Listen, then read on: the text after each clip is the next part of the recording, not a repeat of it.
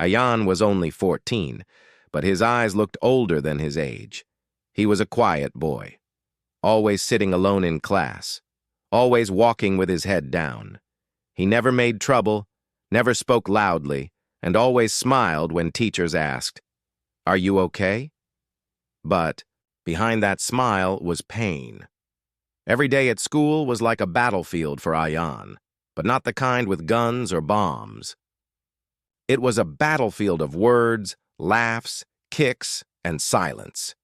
3 boys, Romy, Saad, and Bilal, had made his life hell. "Hey, monkey face, why do you walk like a girl? Your dad ran away, right?" They pushed him in the corridor. They hid his lunchbox. Sometimes they waited for him after school, just to kick him once and laugh. Ayan never hit back. He never shouted. He just stood there, frozen. Tears filled his eyes, but he never let them fall in front of them. At home, he told his mother he was fine. She looked at his bruises and said nothing. Maybe she was afraid. Maybe she was broken too. In Ayan's small room, one thing stood out: a photo frame on the wall. It was dusty but special.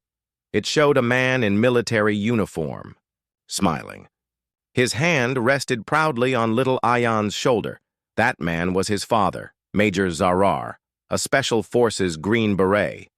But that was a long time ago. Ayan was just 6 when the army told them his father was missing in action. No funeral. No body.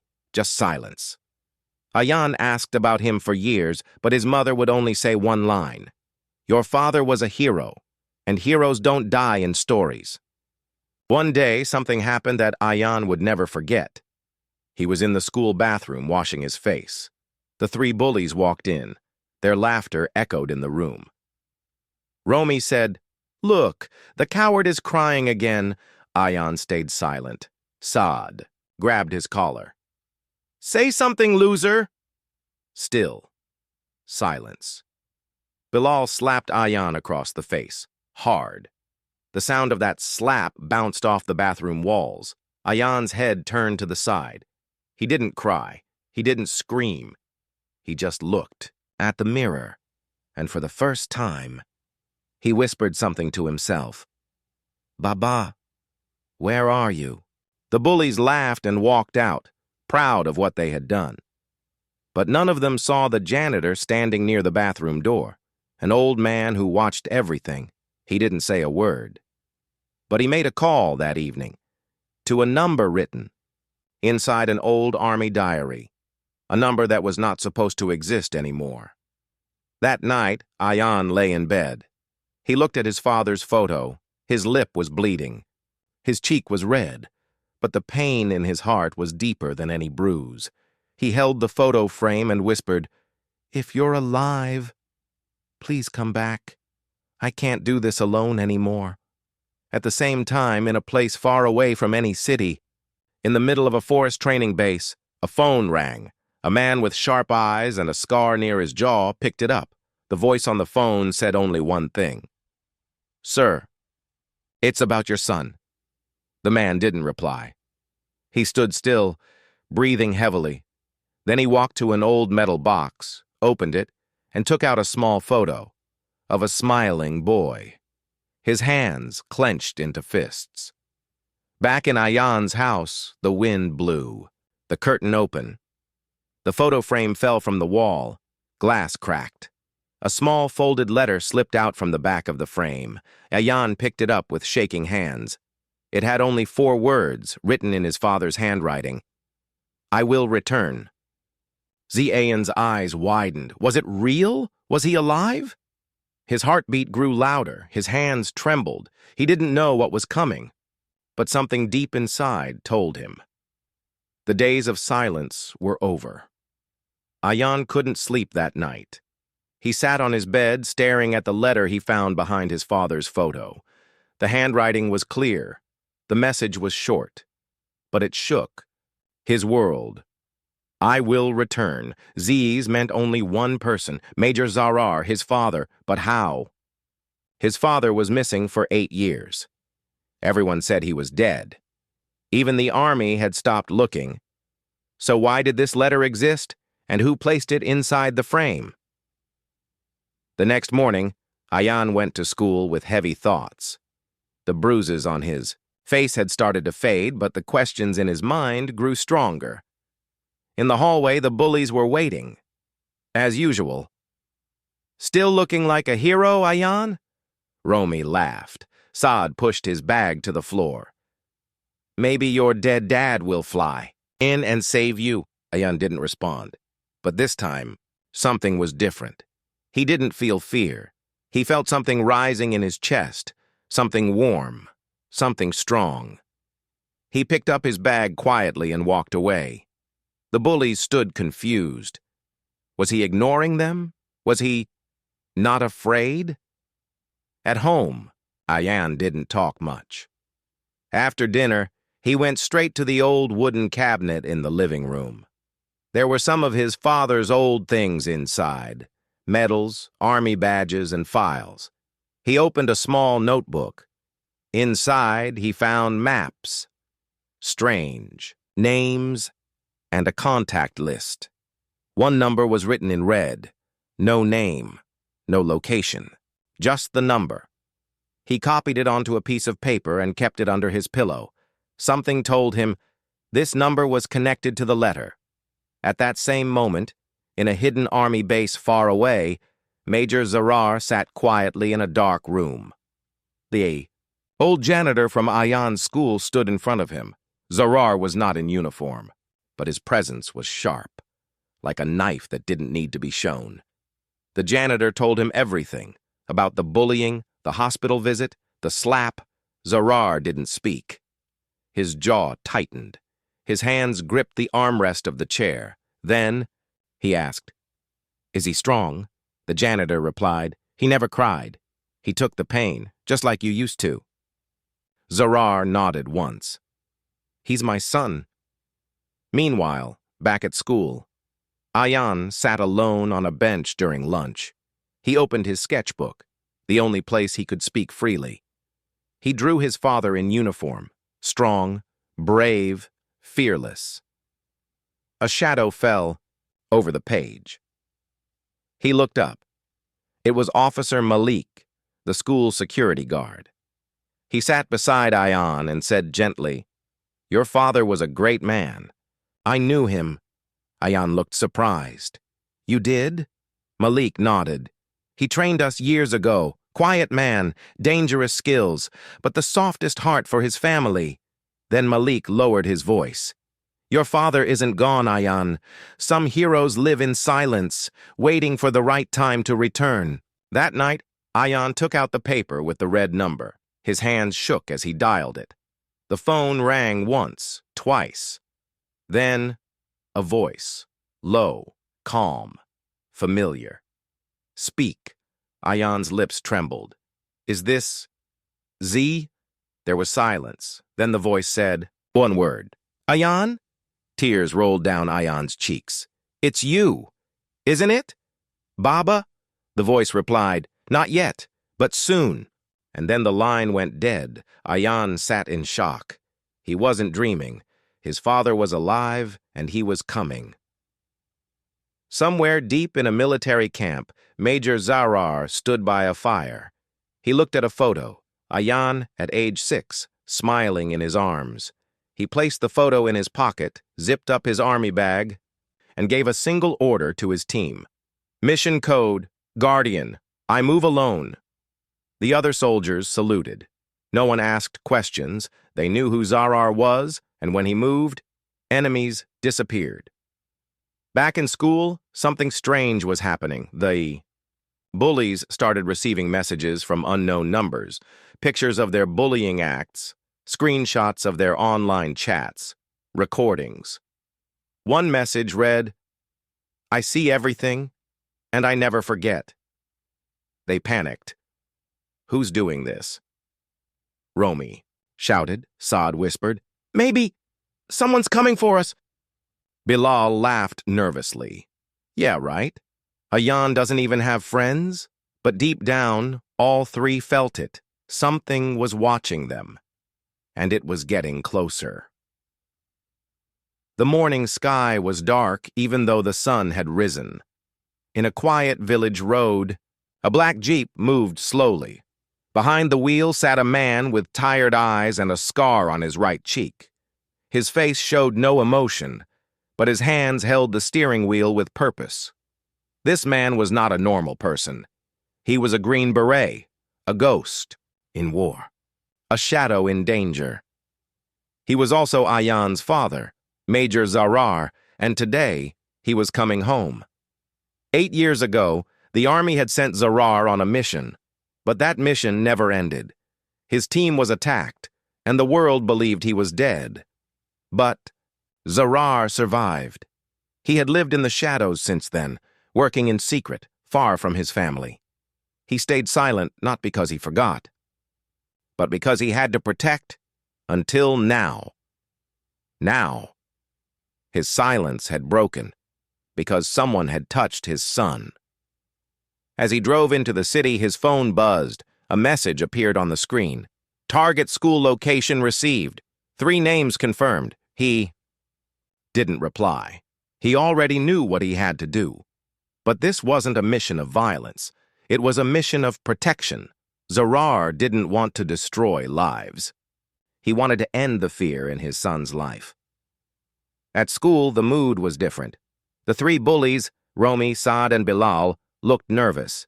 They whispered to each other in class, checked their phones often, and jumped at every small noise. One of them had received a photo of himself hitting Ayan, taken from behind a door. Another got a warning note in his locker. The eyes you don't see are the ones you should fear. They thought it was a joke at first, but now, fear had replaced their laughter. Ayan noticed the change. No one pushed him today. No one laughed at him. No one even looked at him. He was confused but didn't ask questions. He simply sat in class, opened his notebook, and tried to feel peace. But inside, he knew something had shifted. Something was moving in the shadows, and it was protecting him. That evening, Zarar parked his Jeep far from his old house. He walked quietly through the back street, wearing a cap and dark clothes. He didn't knock on the door. He just stood outside, watching through the window. Inside, he saw Ayan studying. A small lamp lit his face. He looked tired, but stronger. Zarar's eyes softened. His son had grown up without him, but he was still standing. Zarar turned away. He didn't want Ayan to see him yet. Not like this. Not while danger still surrounded him. He had work to do first. The next day, Zarar visited the school, but not as a soldier. He wore the uniform of... The school looked normal. Students laughed in the hallways. Teachers checked homework. Bells rang like always. But something invisible had changed. Fear had entered the school, not loud, not violent, but quiet, like smoke filling a room without. Warning, and the source of that fear was Major Zarar. Zarar had become a ghost. Every day he entered the school as a janitor. He wore simple clothes, kept his head down, carried cleaning tools. But his eyes, they watched everything. He didn't carry weapons. He didn't need to. His mind was sharper than any gun. And now that mind was setting a trap. The bullies, Romy, Saad, and Bilal, were falling into it. They had stopped laughing, stopped walking proudly. Now they whispered among themselves, always checking who was behind them, always scared. That morning, Romy opened his locker. Inside was a photo. It showed him hitting Ayan in the bathroom, the exact moment of the slap on. The back 4 words were written in red marker. We are not equal. He dropped the photo and looked around. No one saw him, but his hands were shaking. Saad found something too. In his bag, someone had placed a recording device, a small USB. He plugged it into a school computer and listened. It played his own voice. Let's beat him after school. 1 slap each. His Heart raced. Who recorded this? How did they get it? Bilal tried to act brave.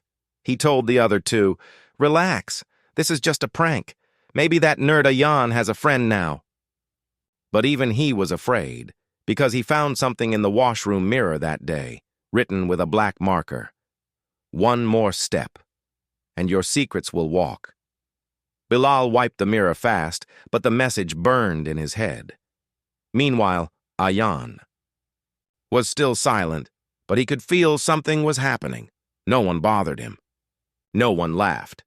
He started walking with his head a little higher.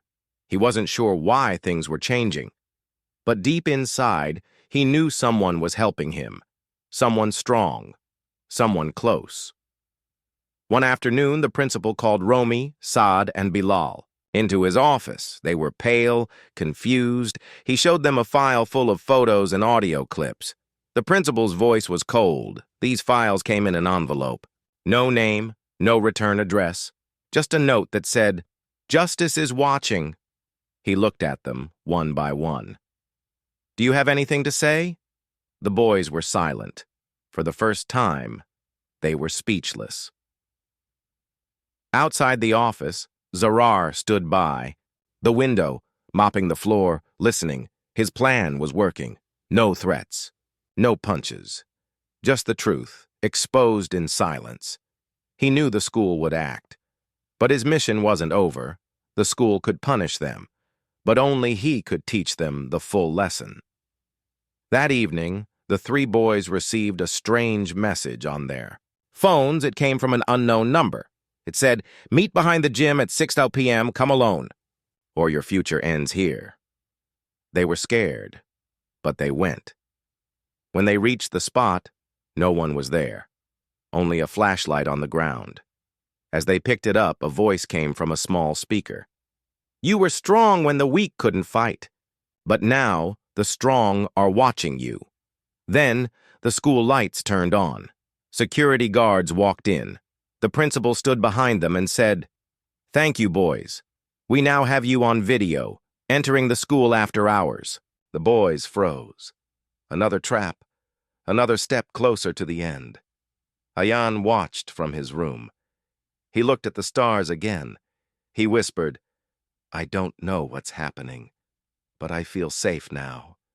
And somewhere on a rooftop, not far away, Zarar whispered, back into the night, "Stay strong, my son. The game isn't over yet." The city was quiet that night. The streets were empty, the air still. But in one small house, a storm of thoughts filled a young boy's heart. Ayan sat by the window, holding the letter again. "You are never alone. Stand tall. I'm watching. Baba." He had read it 100 times. He had cried. He had smiled. But now he needed to know the truth. Was it really him? Was his father alive? The next morning, Ayan walked to school early. Too early. He stood near the back gate, the side where delivery trucks came.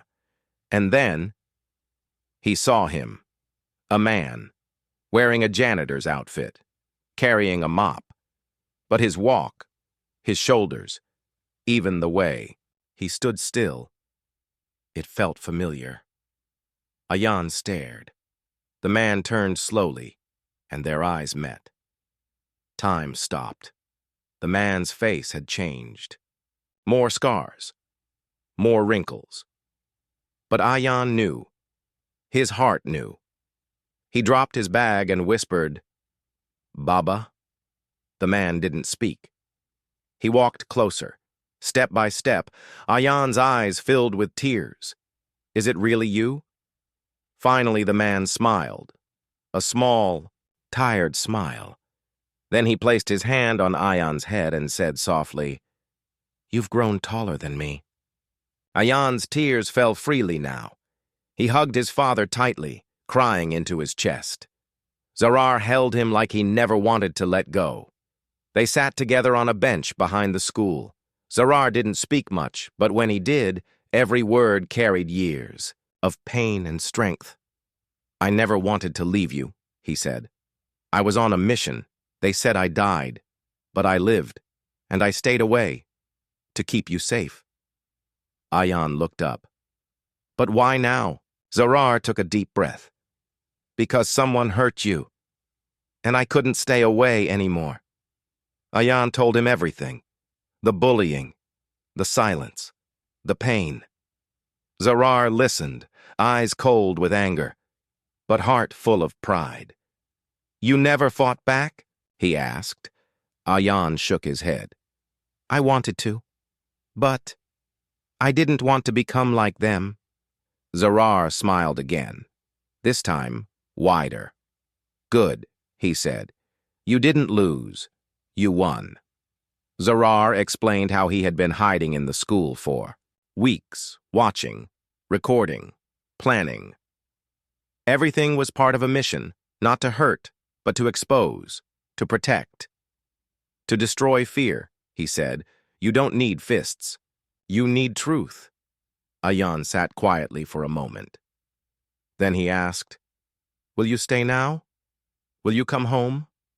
Zarar looked down. His silence said more than words. I can't, he said finally. Not yet. My face is still dangerous. If people know I'm alive, enemies will come. Ayan's heart broke again. But I'll visit. I'll watch. From the shadows. Like always. Ayan nodded, holding back tears.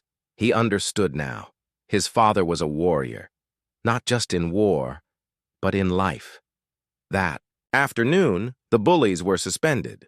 The school made a public announcement. Strict rules were introduced. Cameras were checked. Complaints were taken seriously. Everything had changed, but no one knew why. Only one boy knew the truth, and he walked through the halls with quiet pride. Later that night, Ayan found another note under his pillow. It said, You don't need me now. You've become your own protector. But I'll always be watching.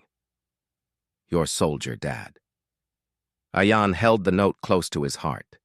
Then he whispered to the stars. I love you, Baba.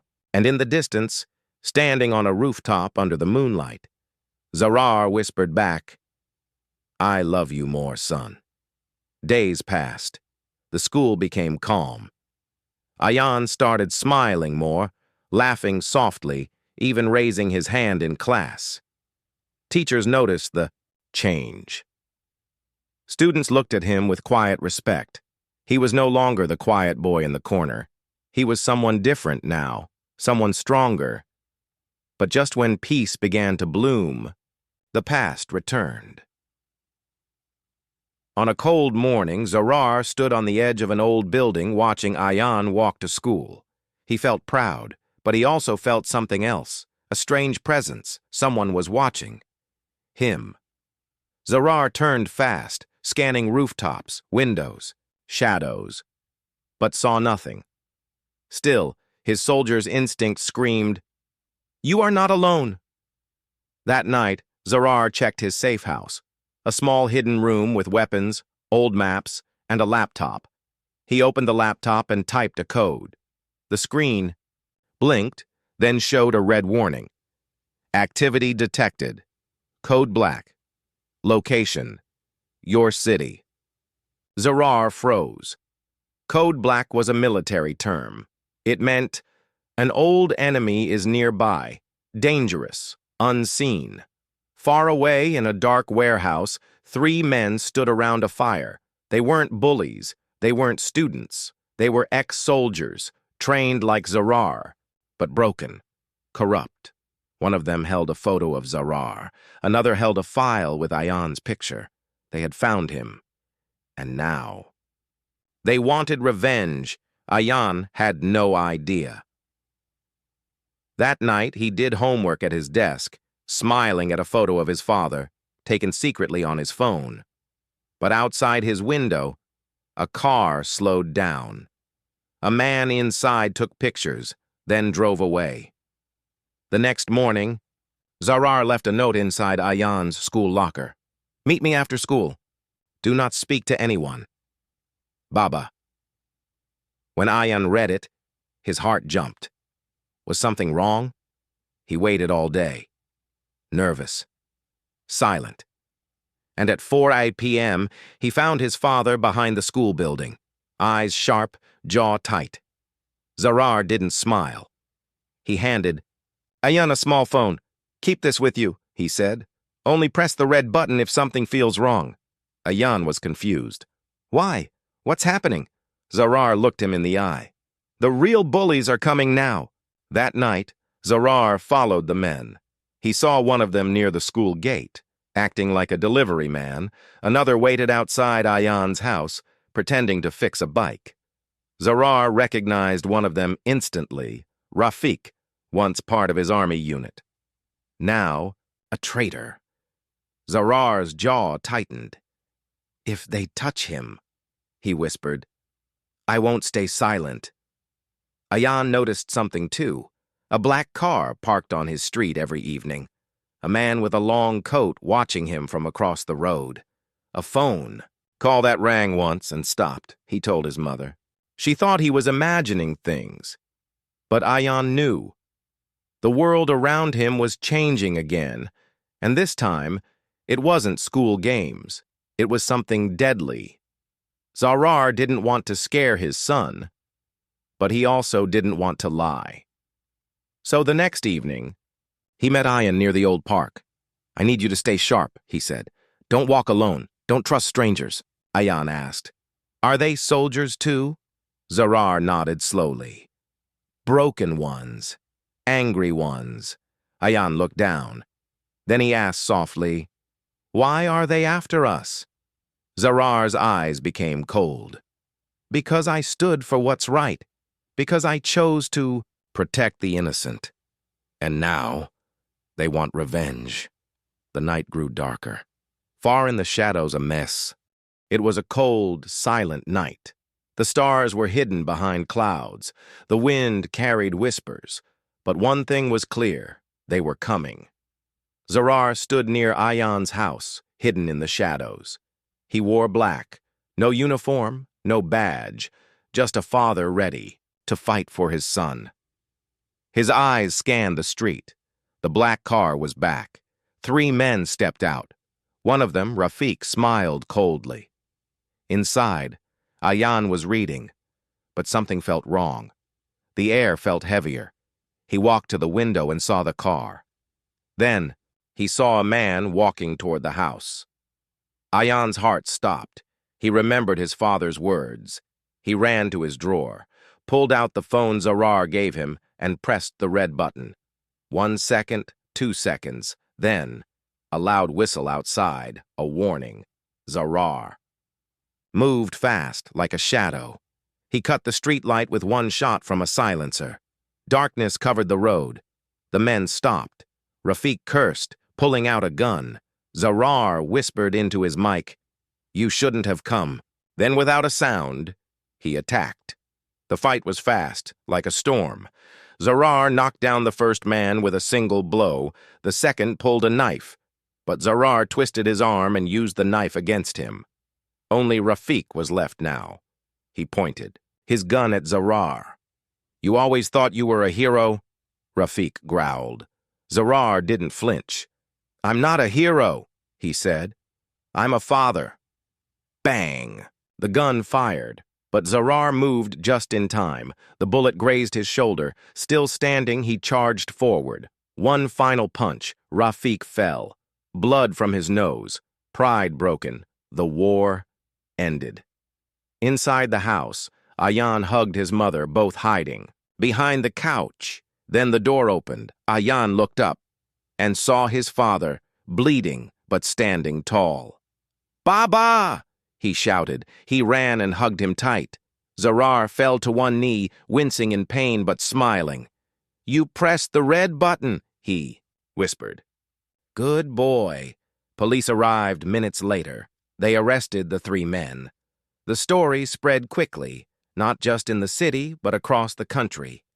People learned about the brave father, once believed dead, who returned in silence to protect his son.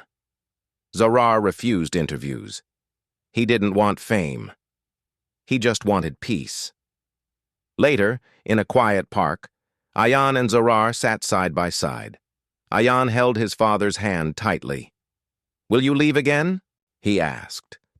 Zarar looked at the sky, then said softly, "Not this time." Ayan smiled. For the first time in years, he felt safe. Not because the enemies were gone, but because he had learned something powerful. Even the quietest people can be the bravest. Even the weakest hearts can grow strong. And sometimes, the strongest soldiers wear no uniform. They just wear the face of a father.